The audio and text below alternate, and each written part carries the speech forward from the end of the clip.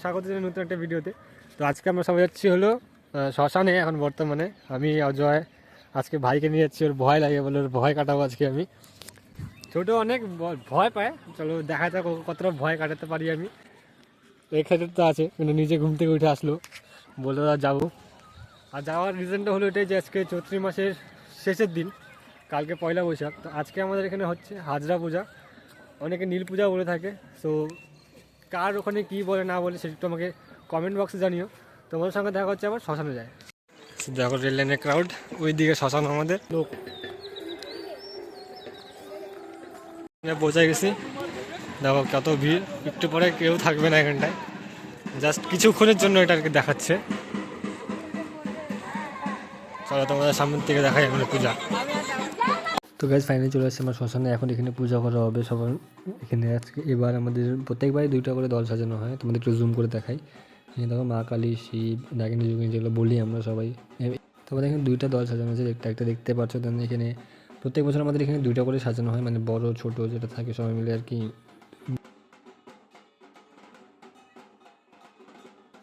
হচ্ছে। তো এখন শ্মশানে কতটা ভিড় লেগে গেছে অ্যাকচুয়ালি এই পুজোটা দেখার জন্য। সবাই কেউ ভোর 4টা 5টা 3টা এই সময় উঠে এসে সবাই ওয়েট করে শ্মশানের মধ্যেই পুজোটা দেখার জন্য। তো এখানে দেখতে পাচ্ছি যে বড়োরাও চলে আসছে, ইভেন মানে বড়ো যাদেরকে সাজানো হয়েছিল বাবা ভোলানাথ হিসাবে, দেন কালী, রক্ষাকালী সবাই আছে এখানটায়, তাদেরকেও সাজানো হয়েছিল, দেন তারাও চলে আসছে এখানে।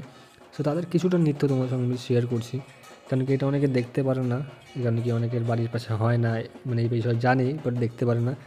তো তাও তোমাদের সাথে আমি শেয়ার করছি। তো এখন চলে আসছে পাশে আমাদের শ্মশান কালী বাড়ির মন্দির আছে, দেন এই মন্দিরে। তো এখানে দেখো কিছু নাচানাচি, ওখানে সবাই নাচানাচি করছে এখানটায়।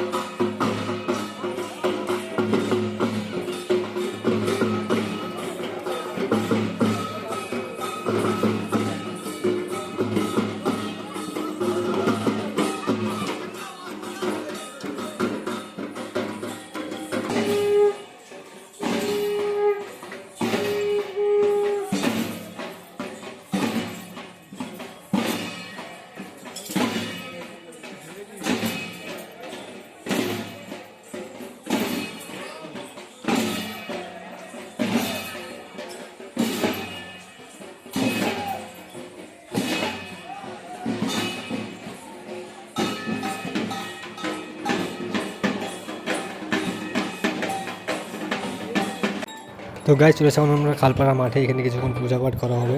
আমাদের গ্রামে যারা যারা পূজা করে তারা পূজা করবে এখানটা এখন। তো এরপরে এখান থেকে চলে যাবো আমরা রাত্রের সিনে, কেন কি অনেক বড় ভিডিও হয়ে যাবে অনেক জায়গায় দেখানোর জন্য।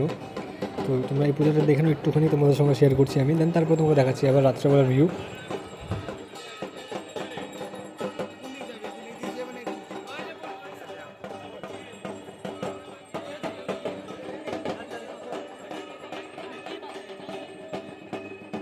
তো রাত্রেবেলা চলে আসে ডাইরেক্ট মাঠে, তখন দেখো গাছে বসে গাঁথা হচ্ছে এখানটায়, আর এখানে সং সেজে নাচা হচ্ছে এখানটায়।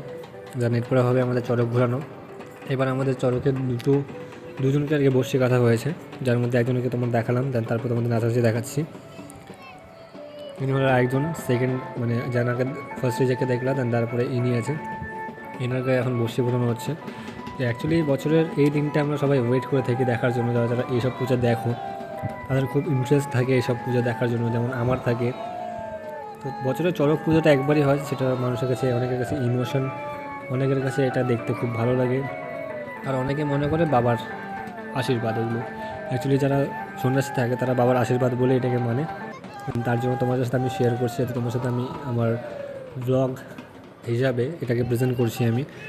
তোমাদের কাছে ক্ষমা চাইবো যে আমার কাছে চড়ক ঘোরানো কোনো ভিডিও নেই, অ্যাকচুয়ালি অনেক রাত হয়ে গেছিলো আর আমার ফোনটা অনেক প্রবলেম দিচ্ছিলো, দেন তার জন্য আমি কোনো ভিডিও করতে পারিনি। সো দেখা হচ্ছে তোমাদের সাথে নেক্সট কোনো ভিডিওতে। ক্ষমাপ্রাপ্য আমি, কেন কি আমার কাছে ওই ভিডিওটা নেই, তোমাদের কাছে আমি শেয়ার করতে পারলাম না।